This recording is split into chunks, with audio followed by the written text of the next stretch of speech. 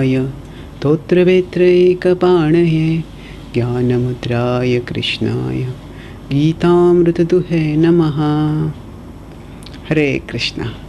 Welcome back to our Bhakti Shastri course. Now we are coming to the last section of the Bhagavad Gita, where Krishna will focus on Bhakti. So in the previous section we discussed about how Krishna talks about Karma Yoga within the Varnashram framework, then spiritualizing that Karma Yoga by working for his pleasure, then Swakarmana Tamabhyarcha, by working for worshipping him. Then we discussed about Jnana Yoga, and then Krishna talked about 18.57 how 56 57 how whatever level one may be at, one can practice Bhakti Yoga and elevate oneself. So let's continue with 18.58 now. So 18.58 we see over here, Machchitta sarva durgani matprasadat tarishyasi atha chet tvam ahankaran nashroshyasi vinangshasi. So this is one of the most directly indicative verses in the Bhagavad Gita for the phrase Krishna consciousness. Sometimes people ask this question, where does this Krishna consciousness term come from? It doesn't seem to be like a very directly Vedic term. Consciousness seems to be like a modern concept. But mat chittaha, mat is referring to Krishna, chittaha is consciousness. So mat chitta, and Krishna is very directly telling, if you become conscious of me, mat chittaha sarva durgani, durga is obstacles, all obstacles you will overcome. How? Mat prasadat, by my mercy, what will happen? Tarishyasi. Tarishyasi means you will cross over all obstacles. You will go beyond all obstacles. Atha chet tvam ahankaran. If, however, because of ahankar, because of pride, you do not do this, then what will happen? Nashroshyasi vinangshasi. Vinangshasi. You will be lost. If you don't hear me out of arrogance, you will be lost. So here we see that Krishna is demonstrating, instructing by contrasting. So this is in 18.58 is direct reference to what will happen by practice of Krishna consciousness, what will happen by lack of practice of Krishna consciousness. This can be phrased as, with Krishna we flourish, without Krishna we perish. So Krishna has done this repeatedly, 3.31-32 as well as 4.39-40 both talk about faith, yetveta abhyasuyanto and yeme matamidam nityam anutishtanti manava. These are 31-32 and shraddhava labate jnanam and agyascha shraddhadhanascha. So there Krishna is contrasting by saying that you will get one result if you have faith in me, and you will get another result if you don't have faith in me. And then after that in 9.25 also Krishna is contrasting, where famously he says that yanti deva pratadevan pitruni yanti pitravata bhutani yanti bhuteja yanti madhyajinopi mam. So depending on whom we choose to worship, we will get a result accordingly. So now instructing by contrasting indicates that Krishna is giving us choices. The Bhagavad Gita is not so much a book of commandments. It is a book of choices and consequences. Choices. Okay, these are the choices. You can do this, you can do this, you can do this. And depending on what you do, accordingly you will get a result. So then choose what you want to do. Choices and consequences. So here Krishna is telling, if you become conscious of me, Machchittaha, Sarva Durgani, all obstacles, Mat Prasadat. So the word Prasadat has come in the Bhagavad Gita earlier. Prasad means mercy. Mat Prasadat Tarishyasi. The word Tarishyasi means actually float over almost. Krishna has used a similar word when we talk about surrender to him in 7.14. When he says, Mame vaye prapadyante mayametam taranti te. Taranti. Taranti means to float over. So the material ocean is a dangerous ocean, and we can easily sink into that ocean. But by Krishna's mercy, we'll float over it. So how Krishna has talked about crossing the material ocean also famously in Tesham aham samuddharta Mrityu samsara sagarat aham samuddharta mrityu samsara. I am the deliverer from the ocean of material existence. So what does this actually mean when Krishna says, you will pass all obstacles by my grace? Actually, material world is a place of obstacles. It is not that when we become devotees, suddenly some magic wand is blown and obstacles go away. Now, whether we are devotees or whether we are non-devotees, obstacles are there for everyone. The difference is in attitude. The difference is in consciousness, in understanding what purpose the problems serve. So for a devotee and a non-devotee, the problems serve different purposes. So suffering will come to all. Non-devotees get suffering, and that suffering simply leads to frustration. Whereas for a devotee, suffering leads to realization, renunciation, and devotion. So let's understand this difference between the two.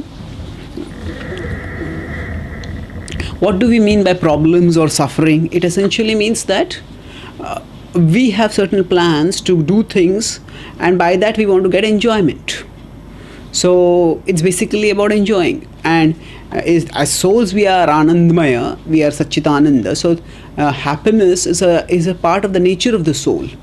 But unfortunately, this nature gets distorted when the soul forgets that I am actually a part of Krishna, and tries to enjoy at the bodily level because of misidentification with the body.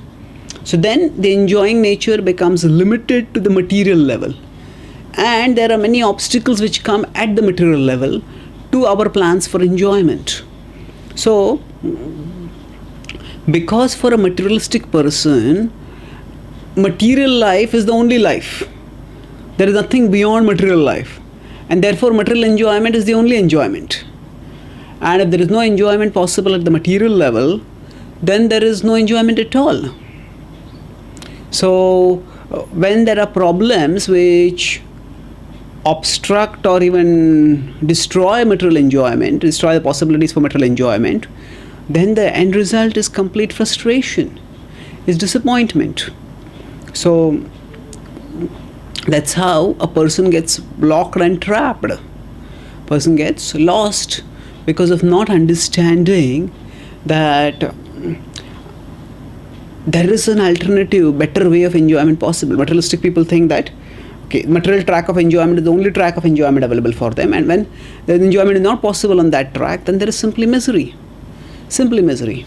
So on the other hand, for a devotee, there is understanding that there is material enjoyment, but there is a higher, richer enjoyment, spiritual enjoyment. That is actually when we serve Krishna and please Krishna, we automatically get happiness by that. So that is the purpose and perfection of life. So now, for a non-devotee, because material enjoyment is the only form of enjoyment, when the enjoyment at the material level is frustrated, then it is obstructed, then it simply leads to frustration. That frustration can lead to, people may go into alcoholism, they may become depressed, they become violent. When that violence is directed towards others, people beat others, shout at others. They express, when their anger, their frustration is expressed externally, it comes out as violence. And when their anger is expressed, their frustration is expressed internally, then that may lead to self-pity, inferiority complex. It may lead even to suicide. So either way, it leads to misery. So now for a devotee, when there are problems, that means on the material track of life, there are obstacles. So what does it lead to? It leads to realization, renunciation, and devotion. Let's understand these three. Realization. Realization means that a devotee understands that actually what the scriptures are telling is true. That when the scriptures say this world is a place of misery, I'm experiencing it now. So for a devotee, that which scriptures are telling is the reality of this world. The devotee understands this is the reality. So realization means, as we have discussed earlier, to understand to accept as a reality that which the scriptures are telling is the reality. So that this world is a place of misery, devotee gets realization. And from the realization comes renunciation. Renunciation means devotee understands, yes, I cannot go about trying to be the controller and enjoyer. I have to be the servant. Whatever situation Krishna will put me in, I will serve him in that situation. So there is a renunciation that comes. Renunciation of what? This renunciation is not frustration. Renunciation is actually the understanding that I cannot be the enjoyer or the controller. But that doesn't mean I can't be the servant. And as a servant, and I may try to plan and do the best service possible, but still I'm a servant. So that renunciation means giving up the enjoying mentality, controlling mentality. And then when we become fixed in the understanding that we are servants, then we see that actually through service I get greater happiness. If I just focus on this idea that Krishna, I am your servant, please guide me how I can serve you, then that at service attitude brings so much peace and even in the long run pleasure. So that's how we get devotion. We see, yes, Krishna is always my master. Krishna is always there to guide and protect me. And no matter what happens, Krishna will never leave me. So what happens is our attraction to Krishna increases. So in this way, for a devotee and a non-devotee, both problems come, but the response is huge. There's a world of difference. For a non-devotee, the response is simply frustration. For a devotee, it is renunciation, realization, and devotion. Now, our realization, renunciation, and devotion. In that sequence. Now, after this, further, let's look at it. Now, when we say that we transcend problems, so transcending problems means not letting the problems dominate our consciousness, but becoming Krishna conscious. So transcending problems means what? Problems are there, but we don't let the problems fill in our consciousness. So, as it is said over here, if I am next to a skyscraper building, then I am very tiny and the building seems to be giant. But if I am in an airplane, then from the point of view of the airplane, where I am, the giant skyscraper also appears to be small. So like that, when we think that we are alone, then we feel ourselves tiny. I wonder how will I deal with the situation? But when we become connected with Krishna, we understand that Krishna is the greatest and He is on our side. He is with us. Then we don't feel puny and tiny. Yes, we are puny and tiny in front of Krishna, but we don't feel puny and tiny in front of the problem, because we understand that yes, the problem will be tiny for me, but not for Krishna. Krishna is with me and He will help me deal with this. So transcending the problems means we don't let the problem dominate our consciousness. In the 7th canto, 9th chapter, are the prayers of Prahlad Maharaj to Lord Narasimhadev. And before that, in the 8th chapter towards the end, are the prayers by the Devatas to Lord Narasimhadev. These Devatas' prayers were unsuccessful in the sense that they didn't satisfy and pacify the Lord. They were successful in the sense that any attempt to glorify the Supreme Lord leads to purification. In that sense, they were successful, but they didn't satisfy the Supreme Lord. They did not pacify Him. It's Prahlad's prayers which pacified the Lord. So there, when Indra offers prayers in 7.8, then 7th canto 8th chapter, so there he says, my dear Lord, because of Hiranyakashipu's power and his cruelty, he had started dominating our heart, and because of which we couldn't think of you, worship you, or perform sacrifices for your pleasure. Now that he has been killed, now that you have very mercifully killed him, now our hearts will become free from this domination, and we will be able to love and we will be able to continue our devotion, our service to you through sacrifices and other duties. So in contrast, we see Prahlad Maharaj says that actually whatever happens, I am completely fixed in your service, my dear Lord. So he says that also, I don't even want to, I'm not concerned about the miseries of material existence. I'm not concerned about the, I'm not concerned about anything. I simply want to glorify you, my dear Lord, and I want to get others to glorify you also. So we don't see in Prahlad's life that he, because Hiranyakashipu was such a, we could say in modern language, terrorist, a mega terrorist. He was today's terrorists may terrorize a city or a country, but Hiranyakashipu was terrorizing the whole universe. And such a terrorist, what happened to him? What did the Lord do? The Lord basically killed him effortlessly. And but when he was there, and Prahalad was staying in the same house, and he had to bear the brunt of the anger of Hiranyakashipu, and he was tormented and threatened and insulted and attempted to be assassinated. But through it all, he remained determined. So how could he remain so determined? Because his consciousness was fixed and absorbed in Krishna. Narasimhadev, he was worshipping Lord Vishnu. So that Lord Vishnu was remained fixed in his consciousness. It was not that Vishnu became displaced and Hiranyakashipu came in and he was fearful. So this is the difference between mixed devotion and pure devotion. So for a devotee, when there are problems, if the problems start troubling too much, then what it indicates is that we are not sheltered in Krishna properly. The more we take shelter of Krishna, the less the problems will shake us. And the less the problems shake us, the more we will be able to stay calm and deal with the problems better. So we don't let the problems dominate our consciousness. And as it is said over here, that don't tell Krishna how big our problems are. Tell the problems how big Krishna is. Remember, Krishna is the biggest, and nothing can stop him, nothing can thwart him. So by his mercy, we can deal with any situation and every situation.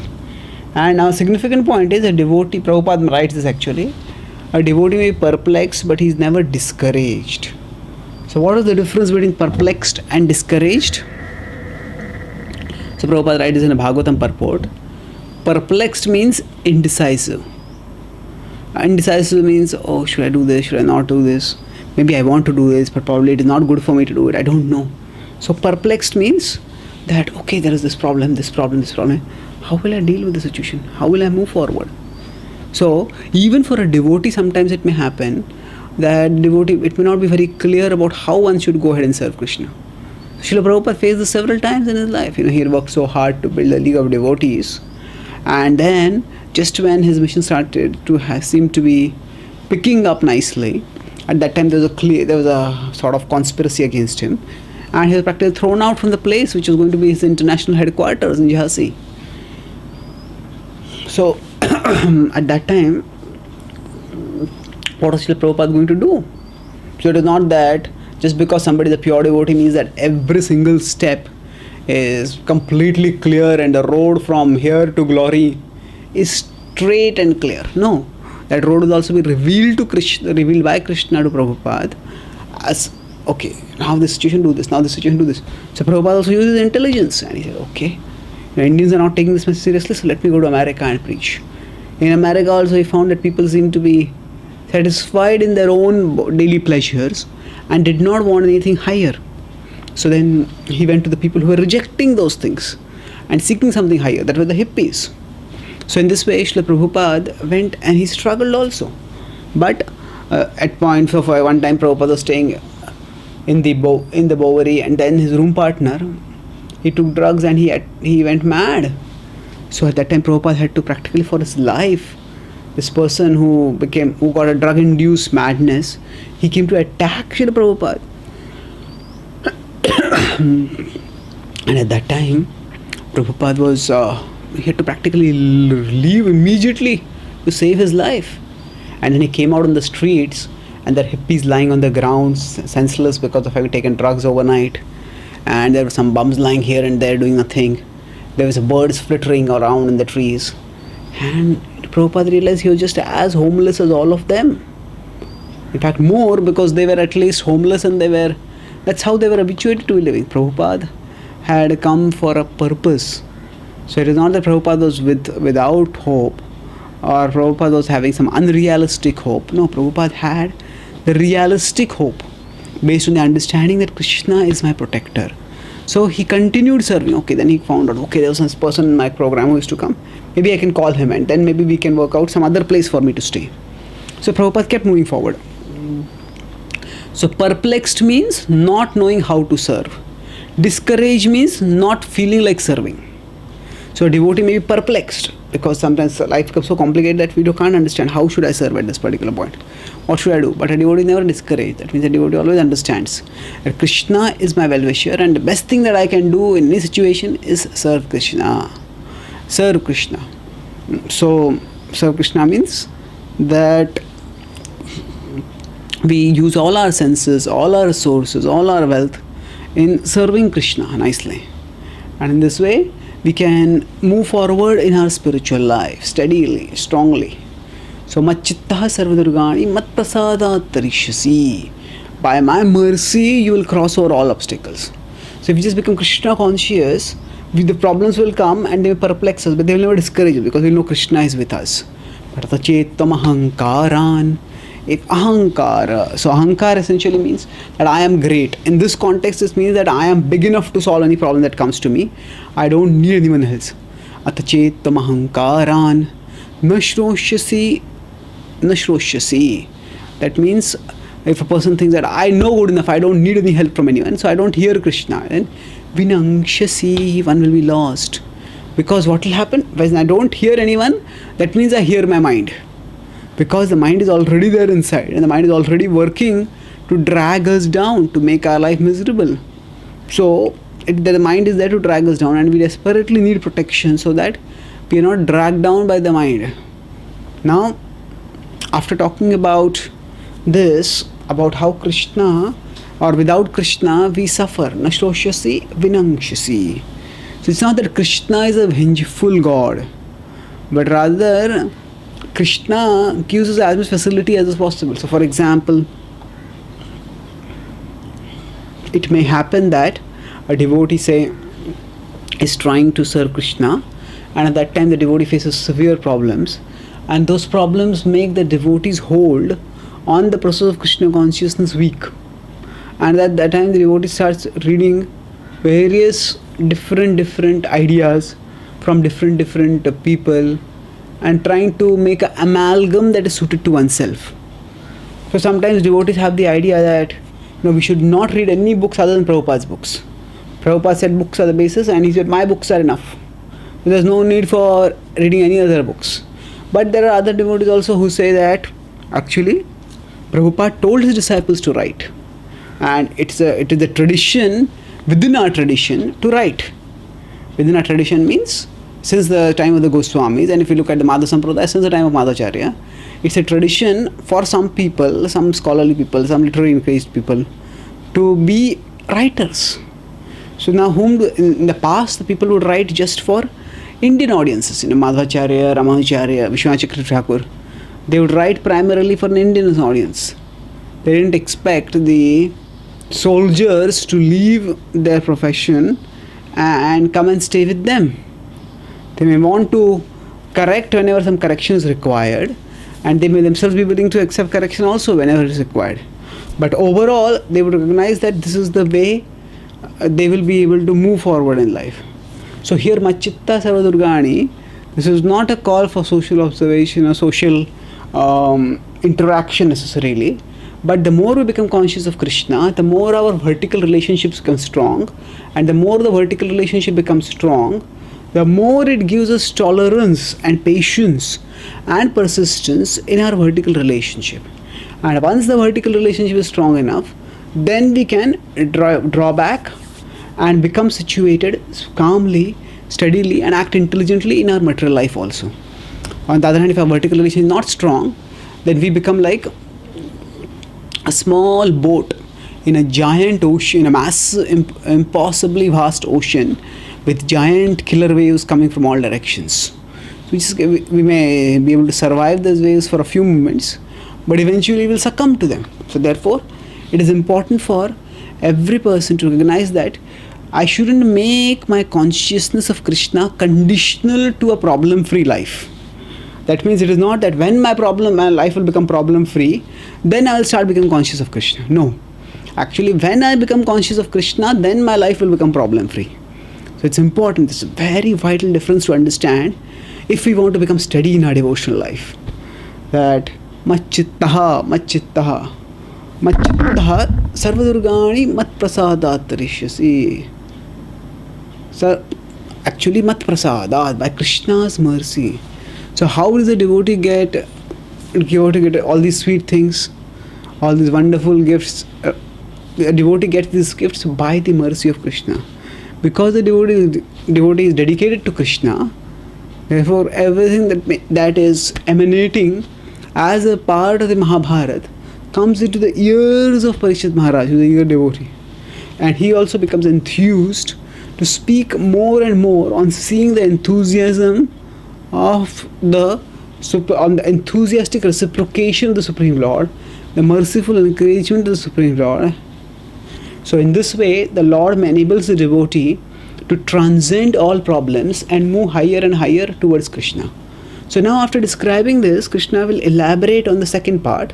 Vinangshasi. If you do not become conscious of me, you will be lost. So how will one be lost?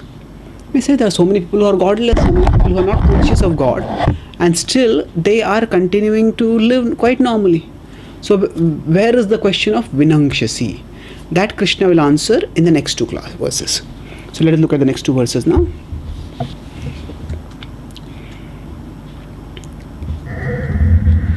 So before we go there, Srila Prabhupada writes in the purport here that one should note very carefully that one who is not in Krishna consciousness is losing himself in the material whirlpool, in the ocean of birth and death.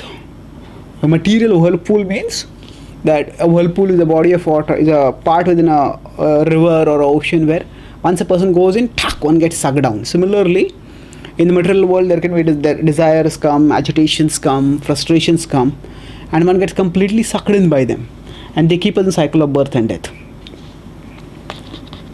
So now Krishna, the same word ahankara was used in the previous line also. Tachetam ahankara na shroshyasi. So Krishna will describe what happens when ahankara is there, how vinangshasi takes place. Yad ahankaram ashritya mayotsya iti manyase nityaisha vyavasayaste prakritistvam niyokshati. So instead of taking ashray of me, if you take shelter of ahankara. Ahankara means I am powerful, I am strong, I know what to do and I will do it myself. Ahankaram ashritya na yotsya iti manyase. If you think that I will not fight, na yotsya. Mithyaisha vyavasayaste. Mithyaisha. Mithyaisha means this is all false, somebody consider. Vyavasayaste. So, vyavasaya is determination. Determination will come falsely directed. And prakritistvam niyokshati. Material nature will engage you. So, Prabhupada explains that Arjuna was a military man and was born of the nature of Kshatriya. So he was going to fight, whether it is by Krishna's will or whether by his own independent nature. So we'll discuss about that a little bit later. So what Krishna is telling in the previous verse is elaborating here. So we'll recite this verse and then we'll discuss the meaning of both together. Swabhavajena kaunteya nibaddha svena karmana kartum nechasi anmohat karishyasya vashopitad. So swabhavajena kaunteya. So born of your swabhava, your own nature, nibaddha. Nibaddha means conditioned or bound. Svena karmana. According to our swabhava, we are inclined, almost bound to do certain kinds of work. And kartum nechasi and mohad. No ichhasi means not wanting to do. So if you desire now that I will not do it, if you think that I will avoid my swabhava nirikta karma,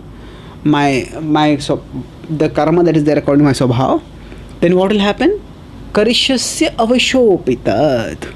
Helplessly you will be forced to act according to your swabhava later on. So what does this mean? Karishyasya avashopitad. So Arjuna, you are saying that killing is bad and therefore you will not fight. This is what you are thinking, but you are a Kshatriya. And a Kshatriya, it is in your nature to fight. So if you say that you will become a renunciate prematurely and you will go into the forest and live in the forest, and then when you think as a mendicant you will go and beg for alms. Now when you go and beg for alms, at that time you go and ask for alms and somebody says no, go away. And what will happen? You will become enraged and you will take out your sword and you will want to attack that person. Because for a Kshatriya to be rejected like that, refused, rejected, it is almost impossibly insulting.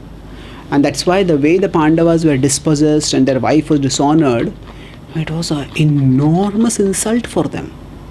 Enormous insult.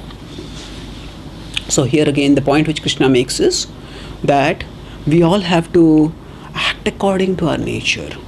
So he says you are thinking that you will not act according to nature, you will not fight now, but later on you will be forced to fight. Ashyaskarishasya avashopitad, avasho, helplessly. So now here you have to be very careful. Krishna is talking about swabhava, he is not talking about vasana. Vasana has to be regulated. What does vasana mean? Vasana means passion. So for example, when a man and a woman, man sees a woman sees a man, the natural attraction. Now it is not that just because a man feels attracted to a woman feels attracted to a man, they should act on that attraction and they should unite. No, there is the system of marriage by which this is regulated. So that is different. Vasanas have to be regulated, and Krishna has talked about that very strongly when he has said repeatedly in the Bhagavad Gita that one has to control one's senses, one has to regulate one's desires, one has to discipline oneself. In 3.36 to 43, the whole section is talking about conquering lust. So this swabhava does not refer to the desires which are induced by lust, anger, greed, envy, pride, illusion. Actually, it refers to more of not vasana but vritti. Vritti means our innate psychophysical tendencies, our nature. So there is a Brahmana nature, Kshatriya nature, Vaishya nature, Shudra nature. So our nature is one of these, and acting according to this nature is indispensable. We have to act according to this nature. Whatever be our nature, we'll act according to it. So it is now even while acting according to nature, we have to act in such a way that by higher direction we get purified. So Kshatriya has a tendency to be chivalrous, to protect, to fight. So actually a Brahmana accepts charity, whereas Kshatriya takes taxes. The difference. So now a Kshatriya has to take taxes, a Kshatriya has to rule, but then all that ruling has to be done according to dharma. So there is a Raj Dharma, which is given in the scriptures and which is again reiterated in the instructions by Bhishma to Maharaj Yudhishthir in the 12th and the 13th parvas of the Mahabharata, in the Shanti and the Anushasan parvas. So the Mahabharata does talk about this Raj Dharma, and the Kshatriya has to also regulate, but that regulation is more to direct one's swabhava. It is not to reject one's swabhava. So there is a direction and there is rejection, or there is repression. Repression means a Kshatriya has a nature, so Vaishya has a nature to be industrious and to earn money. So industrious doesn't mean only hard working. It also means working in a way in which one can produce artha. Artha is not just money, it is holistic prosperity. Of course, it is expressed itself as money also primarily. But now if a person who is a Vaishya nature is told to live like a Brahmana, then that person will be miserable. As a Brahmana who is supposed to study Shastra and teach Shastra, the Brahmana will be, while studying Shastra, will be thinking, okay, this book, if I sell it, how much money will I get? Well, that is not the purpose. When we have got Shastra, if we are doing book distribution, it is different. But when we are studying scripture, that is not the focus is not that time, that sort of thing. So we have to recognize that we all have natures and we need to act according to our nature if you want to become purified. So Swabhava Jaina Kaunteya, Arjuna, you have your Swabhav, act according to your Swabhav, and then you will become purified. So Kartum Nechasi Anmohad. Even if one says I will not act, but still I will be forced to act. So what is happening over here? Krishna is telling Arjuna that as a Kshatriya you will have to fight. Now in one sense, if Krishna is telling Arjuna that you will have to fight and you will fight, then what is the point of speaking the Bhagavad Gita? So what would have happened is Arjuna would have said, now I will not fight, but then eventually he would have taken up weapons even if he decided to become mendicant. So if Arjuna's nature was to fight, and he was going to fight surely, sooner or later, then why does Krishna have to speak the whole Bhagavad Gita? It is so that he can fight in the proper time, place, circumstance, can fight in proper consciousness. So a soldier on the war front shoots an enemy, may get a medal for that. That soldier gets angry in a petty quarrel back at home with a neighbor and then shoots the neighbor. That soldier may be hanged for that. So there is why the difference? Because a soldier can't chicken out. A soldier may have to fight when required. So when soldier has to fight when required, but that fighting has the nature to fight, but that nature has to be regulated according to higher authority, in this case the governmental rules. So in general for Kshatriya it is for the scriptural principles. Of course the governmental rules ideally should be according to scriptural principles only. So in this way, this whatever is our nature, if it is directed properly according to time, place, circumstance, then it will lead to our purification and elevation.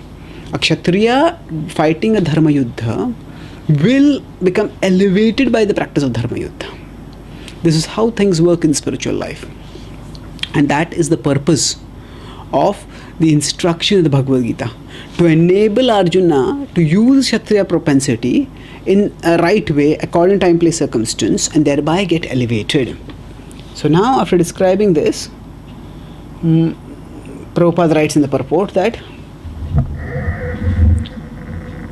everyone is under the spell of a particular combination of the modes of material nature, is acting that way, but anyone who voluntarily engages himself to act according to the engages himself under the direction of Supreme Lord becomes glorious. So all of us have this opportunity. If we act according to Krishna's will, we can all do wonderful things in his service. Now Krishna will move on to describing, okay, so if we all have our nature, and if we simply act according to nature, then is nature supreme? No, Krishna says actually above nature is the Ishvara, is the Supreme Lord. That he'll describe in this verse. Ishvara sarva bhutanam vriddeshe arjuna tishtati brahmayan sarva bhutani yantrarudhani mayaya. So Ishvara is the Supreme Lord, Ishvara, controller. Sarva bhutanam. The Jiva can also be called as the Ishvara, but here the Ishvara is being referred to as Sarva bhutanam. Is situated in all living beings. Where is it situated? Hriddeshe Arjuna Tishtati. Hriddeshe, in the region of the heart. So it's a very clear word. Hriddeshe. Hriddeshe means that the Lord is situated not in the heart but in the region of the heart. And the soul similarly is situated not in the heart but in the region of the heart. Because what we talk about as the heart, we use the word heart in two senses. One is the biological heart and the other is the metaphorical heart. Biological heart is the heart which pumps blood. And now, we say when two people are in love, or on Valentine's Day or something like that, or when Cupid is being depicted. So at that time they show an arrow being shot and the arrow piercing into the heart. So at that time that arrow which pierces into the heart, there's no hole being created in the biological heart. So that refers to the metaphorical heart. And the metaphorical heart refers to the seat of emotions. So when we are saying that Krishna is situated in the heart, what does it mean? It doesn't refer necessarily to the biological heart. It refers to the Krishna is saying Hriddeshe, in the region of the heart. So the soul and super soul are situated next to each other in the region of the heart, and when they are situated in the region of the heart, at that time, say that's why sometimes a heart transplant may happen. When a heart transplant happens, it's like a king sitting on a crown, or is sitting on a throne. Now if a throne, if one of the foot of the throne gets broken or gets weakened, then what happens is the attendants come and bring another throne, and then the king just gets up, that throne is moved away, another throne is brought, and the king sits on that throne. So similarly, the soul is the region of the heart. It's not the soul is attached or bound to the heart. So when the heart is damaged, so the soul just moves aside, and the soul and super soul, that heart is removed, another heart is brought in, and thereafter the person continues on. The person continues function normally. The soul gets resituated in the region of the heart. So Hriddeshe Arjuna Tishtati, then Brahmayan sarva bhutani. Brahmayan means directing. Brahmayan is wandering. Brahman means wandering. Brahmayan sarva bhutani. So all the living entities are wandering in material existence. So the word Brahmayan is also can also be related with the famous verse which Sri Chaitanya Mahaprabhu uses in his instructions to the Goswamis. Brahmanda Brahmite Kona Bhagyavan Jeev Guru Krishna Prasade Paye Bhakti Lata Beech. So Brahmanda Brahmite, and all over the universe Brahman was using the same word over here. And all of the universe, the living entities are wandering. Now the word traveling and wandering is a difference. Traveling generally means purposeful. Okay, I'm traveling from here to Mayapur to go to Yatra over there. But wandering means it's aimless. So the living entity's wandering is living entity's journey is largely a wandering, because when one person wanders, thinks, okay, let me just get a mood to go in this direction, get a mood to go in that direction, get a mood to go in that direction. So like that, the living entity wanders here and there and there and there. So similarly, the soul wanders in material existence. That means soul comes in a particular set of circumstances, and based on that, certain desires come in the mind. And when those desires come up, then the soul starts thinking, oh, let me enjoy this. So if the soul is born in Punjab, and the soul thinks, oh, parathas are very nice. The soul is born in South India, the soul thinks that, oh, dosa is very nice. The soul is born in some other part of the world, some other things are nice. Like that, what happens is, the soul gets directed according to desires, and all those desires are circumstantial. They have nothing to do with the intrinsic nature of the soul. And accordingly, according to one's externals, soul gets injected with certain desires, and those desires direct the wandering of the soul, largely speaking. So those desires shape the wandering of the soul. Souls are going this way, that way. Brahmayan sarva bhutani. So all the living beings are wandering. And how are they wandering? Yantra rudhani mayaya. So yantra rudhani mayaya. Mayaya refers to material nature. So the word Maya can refer to illusion. Maya can also refer to material nature in general. So Maya, yantra arudha. Arudha means to be situated on. Krishna has used the word yoga rudha, yoga aruruksha. In the 6th chapter, he uses in verses 4 and 5 when he's talking about the various stages of yoga. So arurukshor munir yogam shamaha karma karana uchyate yoga rudha tasyaiva shamaha karana uchyate arudha. Arudha means to be situated on. So it is said Lord Vishnu is Garuda Arudha. He is situated in Garuda. So here what is the word? Yantra Rudhani. So is situated on the yantra, which is made of Maya, which is made of matter or material nature. So that refers to our body. So Krishna is indicating that this body is like a machine. So it is a yantra, it is a machine. Now what is the characteristic of a yantra? A yantra in and of itself is not conscious. It is mechanistic. It is made of certain components. Those components are brought together and they they serve a particular function, and they generally work according to particular laws. So our legs, say if we have a house, and then we have some supporting structures, say walls or pillars for the house. Now if what comes above becomes too heavy, then the pillars will collapse and this whole house may collapse. So similarly, we have legs, and if a person carries too much weight, then either the legs or the back or something may sprain or even break. So there are laws of how much capacity of weight can be borne, and like that there are different laws. So according to science, the universe is entirely mechanistic. Mechanistic means that it's a mechanism and it works according to laws. So yes, the universe is not mechanistic, but Krishna does refer to the body as mechanistic, as in terms of the machine. But it is not only mechanistic, in the sense that there is an interaction of a mechanism and we could say the supreme mechanic, the person who is overseeing. Krishna has already earlier told Maya Dakshina Prakriti in 9.10. So yantra, Krishna accepts this body as a yantra, and the soul is using that yantra. It's like sometimes if a child is given if a young person is given a bike, then what the young person does is just for the fun of it, you drive the bike and drive it very fast, and then you move very fast and the bike makes a loud noise and people turn around, who is traveling? Then people get a kick out of it. Oh, I'm getting heads to turn.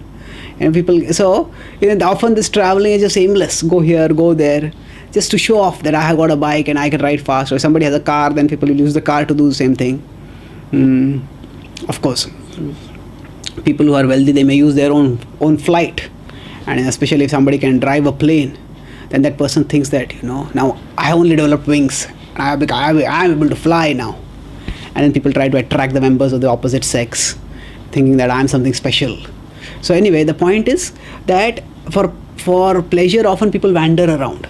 And so yantra rudhani maya. So like that, the soul is situated on the body, and the soul is wandering here and there and everywhere.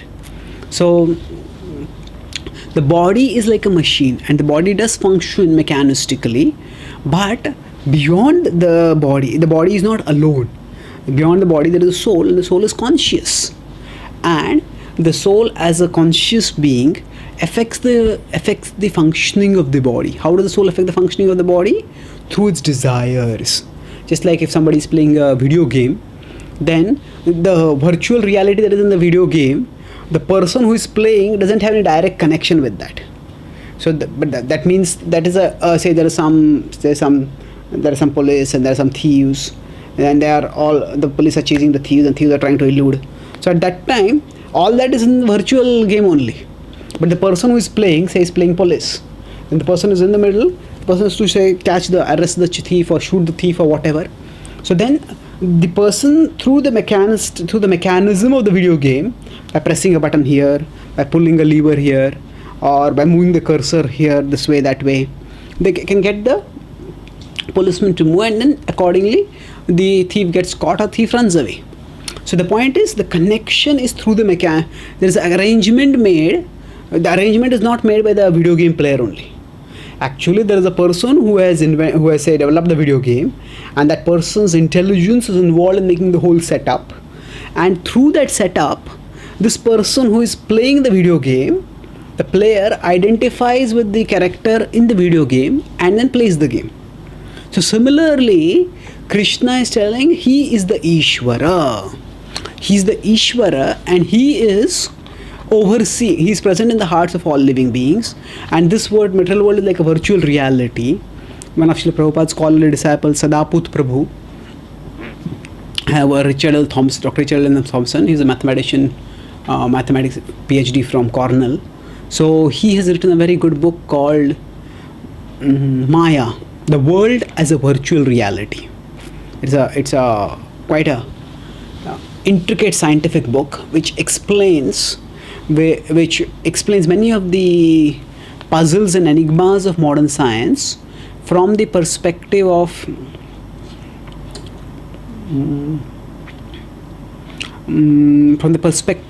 Vedic science, Vedic philosophy, Vedic insights, and then shows how the concept of virtual reality, when it's correlated with the concept of Maya, can give a lot of insights which can help us understand even the scientific worldview better. It's not only that devotees can understand scientific worldview, devotees can understand scripture, but even scientists can understand what are the implications of scientific worldview better. So, coming back to our verse, we will not go into too much of the technicalities here, but each of us, depending on our swabhava, within this video game, we have been allocated a particular role. So, the thief cannot suddenly become a police, and the police cannot become a thief. So, like that, the Kshatriya has to act as Kshatriya, the Brahmana acts as a Brahmana, the Vaishya acts as a Vaishya. So, like that, according to our Varna, we act. And while acting according to our Varna, if we act properly, then we'll become purified. So, this whole system is supervised by the Supreme Lord. And under his supervision, he is situated in the heart, he has set up the whole system, and he is directing the wanderings. So Prabhupada uses the word directing. Actually, there is no direct correlation with the word directing in the Sanskrit of the verse. The Sanskrit of the verse has two basic parts. The first A and B, Ishvara Sarvabhutanam Hriddeshe Arjutishtati. It says that the Lord is situated in the hearts of all living beings, in the region of the heart. And the second part says, these living beings, Brahmayan Sarvabhutani Yantra Rudhani Maya. So Brahmayan refers to, so actually the word Brahman is very deep. It is, the word Brahman refers to wandering, and Brahmayan refers to causing to wander or causing to travel. So now, is it that the Lord is causing the living entity to travel? Is it that the Lord is, say, sending a living entity to this kind of enjoyment or that kind of enjoyment or that kind of suffering? We would normally think, no, we all have free will and the Lord doesn't cause. So then what is the implication of this verse? Actually, Brahmayan indicates that the Lord is the supervisor. We have discussed earlier about how things happen. The soul is the desirer, the Lord is the sanctioner, and material nature is the executor. So for example, if I raise my hand. Now when I raise my hand, how does this happen? If I go into the scientific analysis of this, it's very complex. It's just, people just don't know how it happens. So there was a Nobel laureate neurosurgeon who did a lot of research into how the body functions. And he, for example, what he did was, he had some patients, and now we know, scientists know that, say, the body's motor nervous system, say when the hand raises, this function of raising is done through the motor nervous system, and this is connected with a certain area of the brain. So when I'm raising my hand, it is that part of the brain gets activated, and through that the hand gets raised. So now what he did was, he activated that part of the brain externally. That means using sensors, probes and sensors and other such instrumentation. He activated that part, and immediately what happened? The hand got raised. Now when the hand gets raised like this, so he asked the patient, the subject over there, so did you raise your hand? He asked the subject, what happened? He said, my hand went up. Did you raise your hand? He said, no, I didn't raise my hand. He said, you raised the hand. Oh, is it? Then he deactivated that particular signal, and the hand fell down. He said, what happened? He said, my hand fell down. He said, did you put it down? He said, no, you put it down. I didn't put it down. So then afterwards, without any activation from external sense, he asked, okay, raise your hand. He says, raise the hand. Okay, what happened? He says, my hand went up. I raised my hand. And similarly, put your hand down. He says, I put my hand down. That's how we describe it. So now, this seems to be a fairly straightforward experiment. But what exactly does it mean? Now, what he tried is, okay, when this part of the brain is activated, then the hand goes up. But who is the person who is actually activating the hand in the first case? So, to explain this, say sometimes a computer may have a printer attached to it, and the printer has a printing hand. Sometimes it's a printing band or printing hand, different words are used for it. So now, suppose it's my computer. So normally, say if I give the print command, then the printer hand will start moving. But sometimes, say if I am, say, immobilized, paralyzed, or my hands are tied up, literally or figuratively, because I'm doing some other work. So I tell somebody else comes and press the print command. Then what happens? The printer starts moving. It starts moving. And now I may wonder. So in one case, somebody else is pressing the print command, and then the printer hand is moving. In another case, I am pressing the print command, and the hand is moving. But either case, the person who is pressing the print command, the initiator of the action, is different from the machine. So it's different from the hand, which is printing hand, which is get moved, and is also different from the machine, which is causing the printing hand to move. So like that, when my hand is moving up and down, the machine, the mechanical activation is happening in the particular part of the brain. But who is the activator? In the first case, it is the neurosurgeon. But in the second case, who is it? So what he tried to do, this neurosurgeon, is he tried to activate different parts of the brain, and to see if there is some other part of the brain which, when activated, then the person starts feeling that, oh, I am the activator. I am the activator. But whichever part of the brain is activated, it doesn't lead to the feeling that I am the activator. So eventually, there are actually several other, there's Roger Sperry and Eccles and several other neurosurgeons like that. They are Nobel laureates, or they are among the top neurosurgeons, and they feel that actually the brain cannot be consciousness, and the entire functioning of the human person cannot be explained only in terms of neurobiology. So they say, so the conclusion of these neurosurgeons is that the brain is like a computer, but it's like a computer, but the programmer, the user of the computer, is outside the brain, is extracerebral. So why are we going into all this science right now? The simple point which we are discussing is that the soul is actually not the activator. So certainly the brain is not the activator. If the brain is not the activator, then who is the activator? So we have discussed earlier how the soul desires, the super soul sanctions, and the material nature executes. So when I raise my hand, how does it happen? It is I am the desirer. Now science will tell us, okay, the hand is raised because of the motor nervous system functioning and everything in the brain, but that is all the execution part only. But before the execution part, there is the desiring part, the sanctioning part, and there is the executing part. So science only sees the executing part.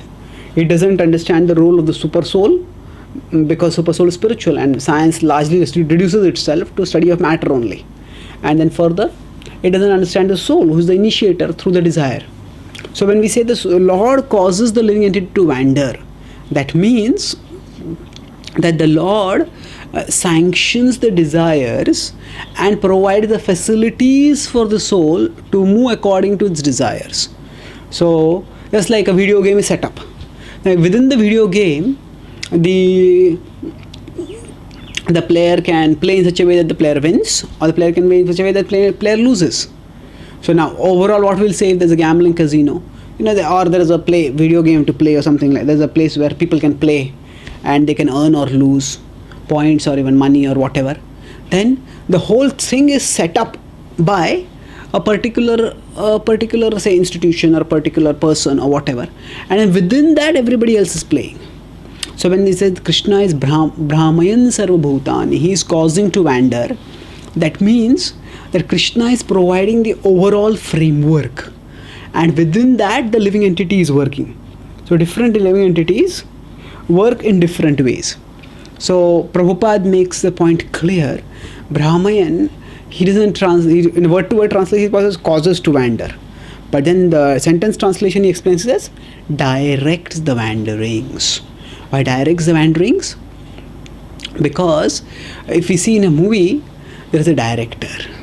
The director is invisible, but the director plays a very important role.